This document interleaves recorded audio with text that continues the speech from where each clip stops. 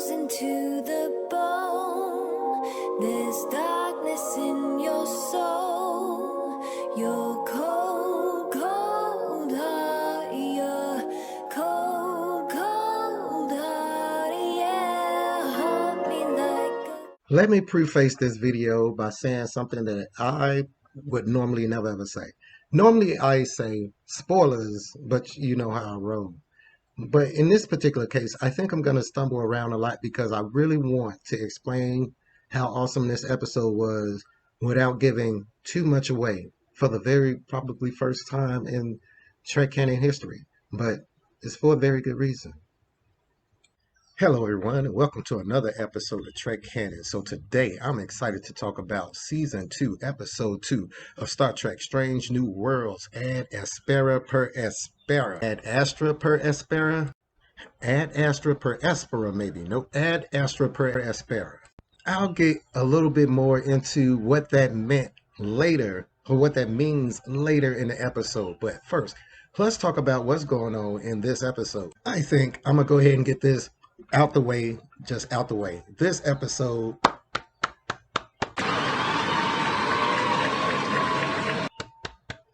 bravo, bravo, bravo.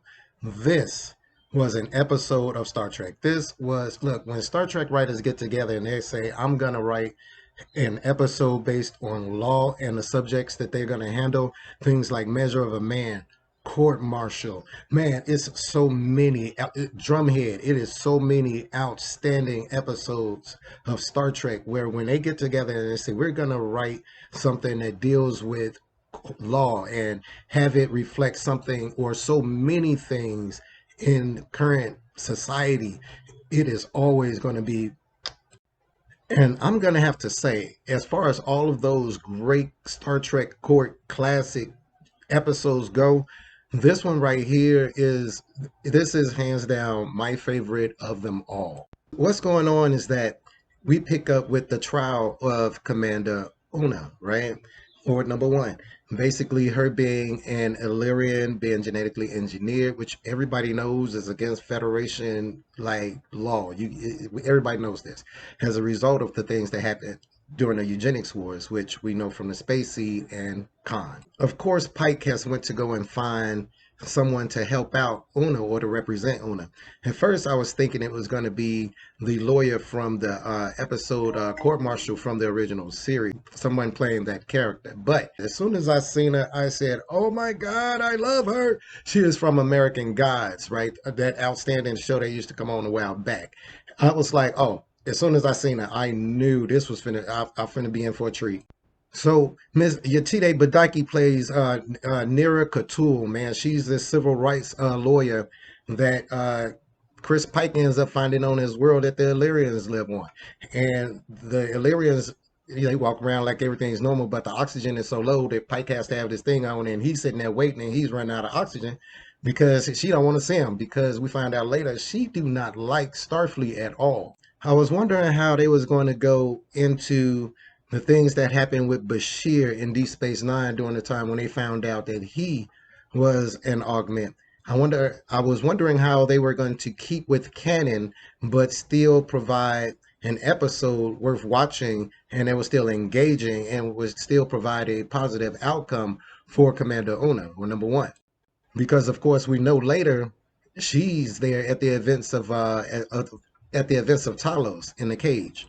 I want to say that when I was a kid, whenever they represented a black hole in film and stuff like that, it was always this like funnel drain thing. It looked like something that you'll see when you flush the toilet. That was like what was our black holes in space. Every time I see a black hole represented, like with what the technology we have now, and we can see a black hole, that's kind of oxymoron, isn't it? But like in the opening, which by the way is always a great opening in Star Trek, man, the way the Enterprise lights come on in the scenes afterwards. But to see a black hole right there, man, it feels like I'm living in the future. I'm like, man, when I was a kid, we didn't even know what they looked like.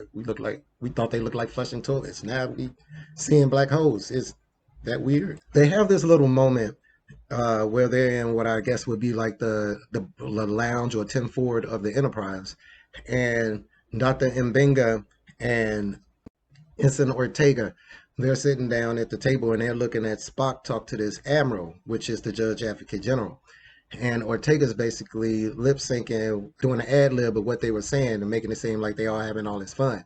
But Dr. Mbenga was telling her, hey, no, that's not what's going on at all. He goes to describe how the Vulcans' body language can tell a lot about how they're feeling and how they basically hate each other. And it goes back to that even Dr. Mbenga knew more about Vulcans than, say, Bones did, especially in the early episodes of TOS.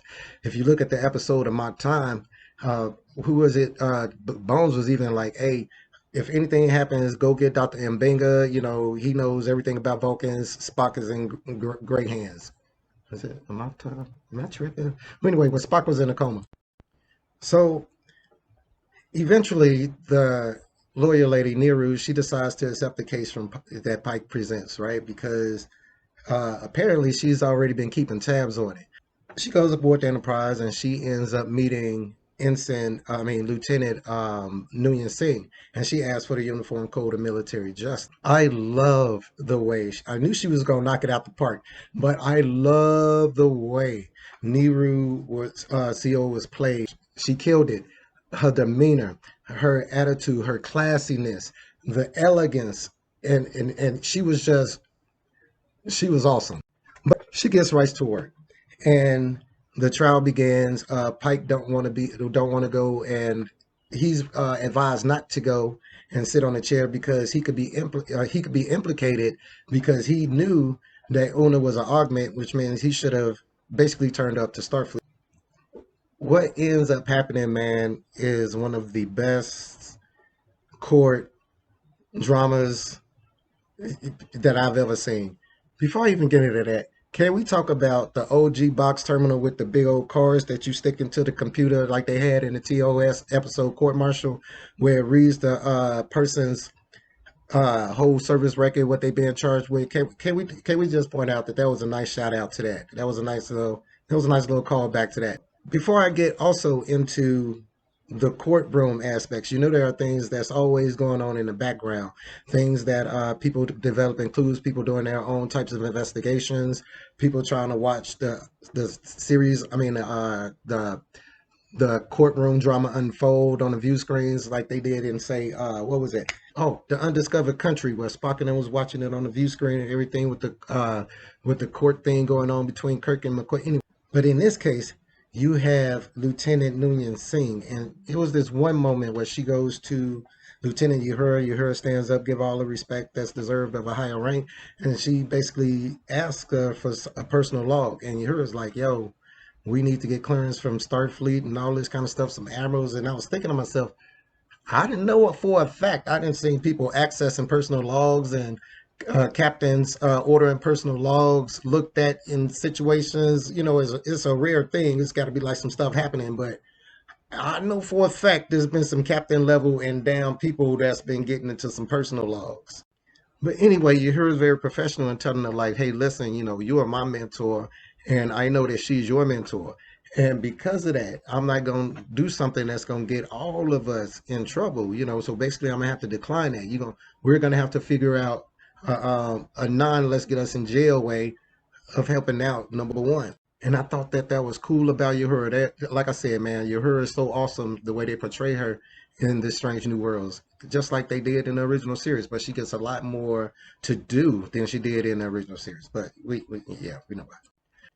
Also, can I give a shout out to the Class A uniforms that they had in this episode too? When everybody was on the stand, look, everybody was in the courtroom. The Class A uniforms were tight. The different insignia that they wore, because they weren't Starfleet on that particular ship Enterprise, they hadn't yet adapted the Delta symbol over the entirety of Starfleet. So I love that they represented that well. And did you notice when I did my last review of season 1, season 2, episode 1, but I said that they had both of them on in that episode. So, the next one we're going to see them start sliding the Starfleet symbol off of the people who are not on the Enterprise. They're going to start sliding the Delta symbol off of the people who are not on Enterprise. They went ahead and did it right next episode, huh? They was like, I get that Delta symbol off people who's not on the Enterprise because they don't wear it. So let's get into the bread and butter of this episode. Again, let me give a clap to Neru. the way that she presented her case, the way that it seemed like she was attacking Starfleet, attacking April, attacking these particular members of Starfleet, trying to make it seem like she was trying to make an excuse for her client. The way she decided to get number one to take the stand, the actual cross questioning and everything from the captain that was friends with Pike and the tension that it brought up with them, the Vulcan Admiral, Vice Admiral, Judge Advocate General dude, the way he could tell when people was lying, man, and how he, how smooth, and he played a Vulcan extremely well. But the gist of all Star Trek episodes like this, the gist of all Star Trek episodes like this, empathy and justice. The way Picard said it, that if laws are absolute, you can't have laws that's absolute. The way they shine a light on just so many communities that you can place in it. But in my perspective, and because of who was given an impassionate presentation of what was being said, I thought of the Black experience. But you could put so many other communities in that as well. But for me, it was the Black community.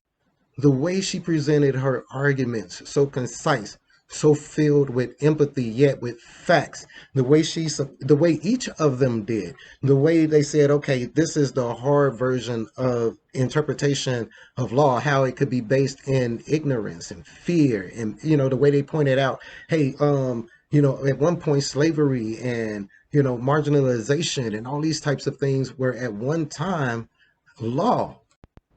And what did she say?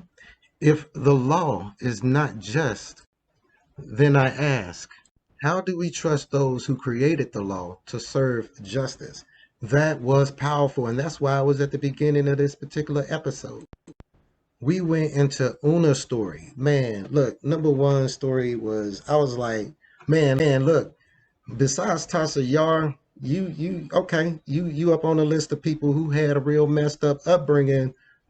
Well, besides the bored kids in Voyager, but you know what I mean. Had a real messed up upbringing and came and did everything you did. And the way that Una explained her story, man, like how could you, like the writers of that, the way that Rebecca Romaine played that, the way everybody in this was on top notch, top game, everything. Look, this episode should be nominated for something. I would be surprised if it was not.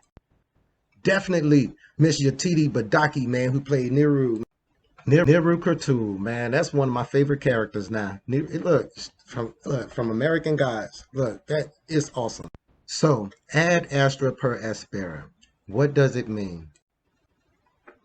To the stars through hardship. And it was the slogan or the cry of Starfleet or the Federation before their current one.